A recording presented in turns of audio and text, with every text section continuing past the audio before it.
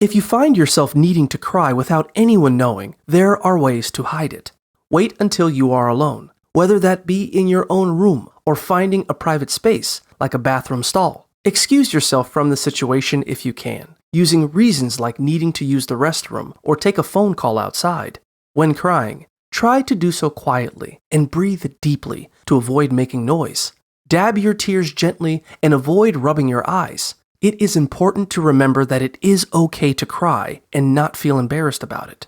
If you are able to find a safe place, allow yourself to cry and release the emotions. Afterward, try to calm yourself by taking deep breaths and thinking positive thoughts. If you cannot find a private place, focus on breathing quietly and try to pass it off as a cough or sneeze if any sound escapes. Once you have regained control, you can rejoin the group if you feel ready.